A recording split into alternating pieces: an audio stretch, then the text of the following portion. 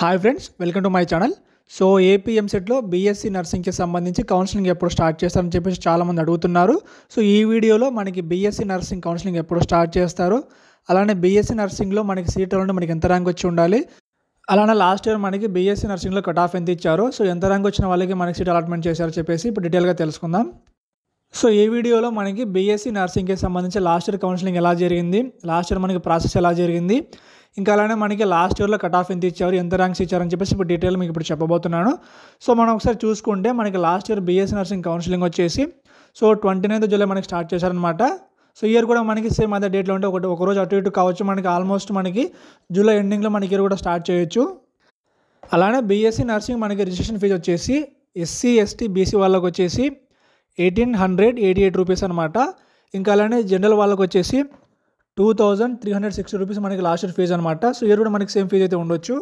వీటికంటే ముందు మనకి బీఎస్సీ నర్సింగ్కి సంబంధించి ఒక లిస్ట్ రిలీజ్ చేస్తారనమాట. సో ఆ లిస్ట్లో ఏముంటుందంటే, సో మనకి ఏపీఎంసెట్ ఎవరైతే రాసి ఉండారో వాళ్ళకి సంబంధించి సో ఆ ర్యాంక్ అన్నింటిలో కూడా సో బీఎస్సీ నర్సింగ్కి ఎంతమంది ఎలిజిబుల్ అయ్యారని చెప్పేసి మనకు ఒక లిస్ట్ రిలీజ్ చేస్తారనమాట.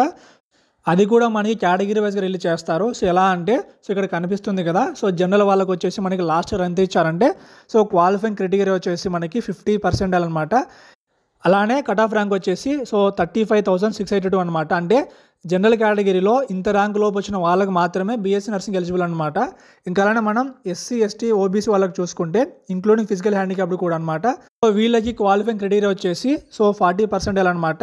ఇంకా అలానే ఎస్సీ ఎస్టీ ఓబీసీ వాళ్ళకి సంబంధించి కట్ ఆఫ్ ర్యాంక్ చూసుకుంటే 42,820 ర్యాంక్ అనమాట. అంటే ఎస్సీ ఎస్టీ ఓబీసీ వాళ్ళలో సో ఎవరికైతే 42,820 లోపు ర్యాంక్ వచ్చిందో వాళ్ళు మాత్రం సో బీఎస్సీ నర్సింగ్ ఎలిజిబుల్ అనమాట. ఇంకా అలానే జనరల్ ఫిజికల్ హ్యాండిక్యాప్డ్ కేటగిరీ చూసుకుంటే సో ఇందులో వచ్చేసి మనకి క్వాలిఫైయింగ్ క్రైటీరియా వచ్చేసి 45% అనమాట. ఇంకా మనకు కట్ ఆఫ్ ర్యాంక్ చూసుకుంటే సో కట్ ఆఫ్ ర్యాంక్ వచ్చేసి 38,058 అనమాట.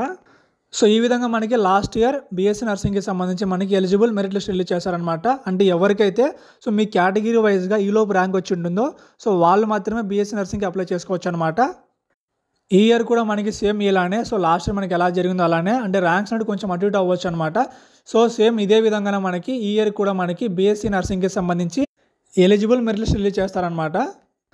సో కాబట్టి సో ఎవరికైతే ఏపీఎంసెట్లో సో బైపీసీ స్ట్రీమ్లో సో మీకు ర్యాంక్ వచ్చేసి 45,000 లోపు వచ్చిందో, సో అంటే ఎస్సీ ఎస్టీ ఓబీసీ వాళ్ళు, సో మీరైతే బీఎస్సీ నర్సింగ్ మీద హోప్స్ పెట్టుకోవచ్చు. అలానే జనరల్ కేటగిరీ వాళ్ళు వచ్చేసి సో ఎవరికైతే 40,000 లోపు వచ్చిందో మీరైతే హోప్స్ పెట్టుకోవచ్చు అనమాట.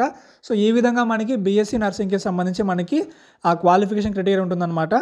సో ఈ లిస్ట్ని బట్టే మీరైతే బీఎస్సీ నర్సింగ్ కౌన్సిలింగ్ మీరైతే అప్లై చేసుకోవాల్సి ఉంటుంది. ప్రజెంట్ మనకి కౌన్సిలింగ్ ఇంకా స్టార్ట్ చేయలేదు. ఒకవేళ స్టార్ట్ చేస్తే మీకు నేను అప్డేట్ అయితే చేస్తాను. సో ఇది ఫ్రెండ్స్ ఏపీఎంసెట్లో బీఎస్సీ నర్సింగ్కి సంబంధించి కౌన్సిలింగ్కి సంబంధించి ఒక చిన్న అప్డేట్ అనమాట. సో దీనికి సంబంధించి మీకు ఏమైనా డౌట్స్ ఉంటే కింద కామెంట్ చేయండి, లేదంటే నాకు ఇన్స్టాగ్రామ్లో మెసేజ్ చేయండి. ఇంకా మీకు వీడియో నచ్చితే లైక్ చేసి, షేర్ చేసి, సబ్స్క్రైబ్ చేయండి. Thank you.